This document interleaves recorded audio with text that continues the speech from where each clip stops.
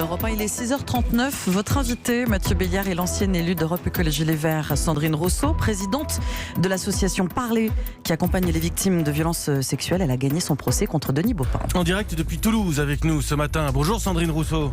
Bonjour. Merci d'être avec nous. Décision de justice hier. On ne va pas forcément commenter uniquement cette affaire, ni la vôtre d'ailleurs, mais Sandra Muller est condamnée pour diffamation. Elle avait lancé le hashtag Balance ton porc. Vous-même, ça nous a rappelé votre histoire puisque vous étiez poursuivi pour diffamation par Denis Baupin. Vous avez gagné ce procès. Sandra Muller, sur Europe 1, disait « Le message est clair, taisez-vous tous ». Ce jugement, c'est un coup porté à la libération de la parole, Sandrine Rousseau ? Je pense qu'il faut comprendre la décision de justice comme quelque chose qui est... En fait, dans ce mouvement MeToo et dans ce mouvement Balance ton porc, il y a eu 3 manières pour les femmes de parler de ce qu'elles vivaient. Il y a eu la manière Balance ton porc où on donnait des noms sur des réseaux sociaux.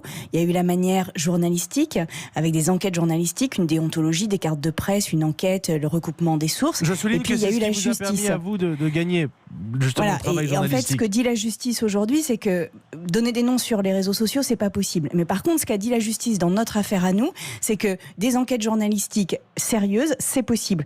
Donc en fait, ce que dit aujourd'hui la justice en France, c'est qu'on ne peut pas mettre en pâture des noms sur des réseaux sociaux, mais que par contre, quand c'est cadré et quand c'est devant la justice ou dans la presse avec une enquête, eh bien là, c'est possible. Les réseaux sociaux ne sont pas des tribunaux. Les réseaux sociaux ne sont pas des tribunaux, j'entends bien, mais si ça a explosé sur les réseaux sociaux, et vous êtes bien placé pour le savoir, Sandrine Rousseau, c'est parce que justement ces femmes n'étaient pas entendues par ailleurs. Alors c'est un des problèmes, c'est qu'aujourd'hui la justice ne passe pas correctement pour les femmes victimes de violences sexistes et sexuelles, et c'est en ça que ce jugement est quand même dur, parce qu'aujourd'hui pour les violences sexistes et sexuelles sur les enfants, on est à 0,3% de condamnation, et sur les femmes, on est entre 1 et 3% de condamnation, ce qui est extrêmement faible.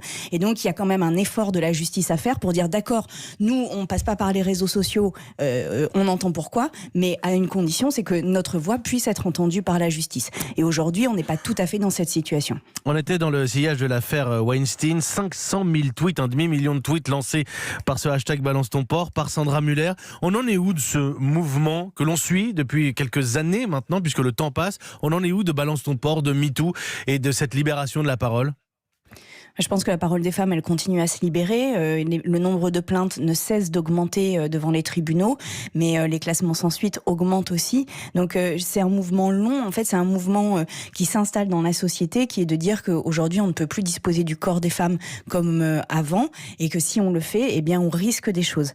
Et donc c'est un mouvement qui s'inscrit et qui est plus discret aujourd'hui qu'il ne l'a été au moment où c'est sorti sur les réseaux sociaux.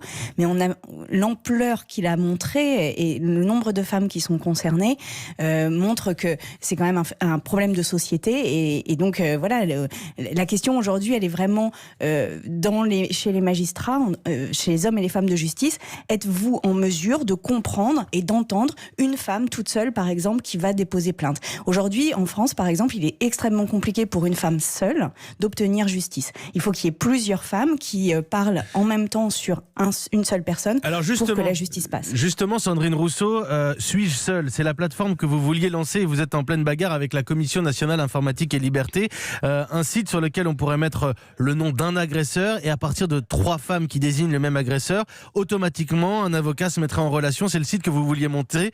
Vous n'en avez pas le droit. C'est aussi un coup de gueule que vous poussez, Sandrine Rousseau. Oui, parce que ce site, à partir du moment où on rentre le nom de la personne, personne ne voit ce nom, c'est-à-dire ni l'administrateur du site, ni personne ne peut avoir accès à ce nom qui est haché et codé. Donc toutes les conditions de sécurité sont respectées pour que les noms des personnes ne sortent pas. Seule la personne victime qui met ce nom sait ce qu'elle a mis. Et dès lors qu'il y a 3 personnes qui mettent ce même nom, qui donc génèrent le même code dans le site, eh bien on met ces personnes en relation avec un même avocat.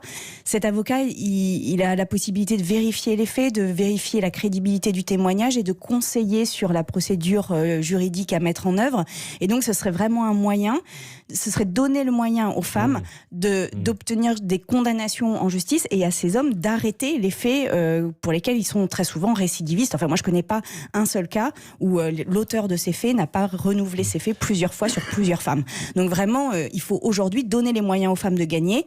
C'est ça l'avenir de tout. Non, mais je voulais qu'on en dise un mot, mais de cet appel que vous lancez aussi à la Commission nationale informatique et liberté, qui a aussi ses raisons en termes de libertés individuelles. C'est toute la difficulté. On aura compris, Sandrine Rousseau, grâce à vous aussi, les réseaux sociaux et les tribunaux, ça n'est pas la même chose. Il y a une différence entre la délation, la libération de la parole, entre le fait tout simplement de jeter un nom en pâture. Merci beaucoup. Merci d'avoir répondu à nos questions ce matin en direct depuis Toulouse. Je remercie Benjamin Péter, notre correspondant à Toulouse, pour les moyens techniques. Et j'invite nos auditeurs à réagir ce matin à cette décision de justice s'ils le souhaitent, à ces propos que vous teniez aussi, Sandrine Rousseau, 3921 et le hashtag Europe 1.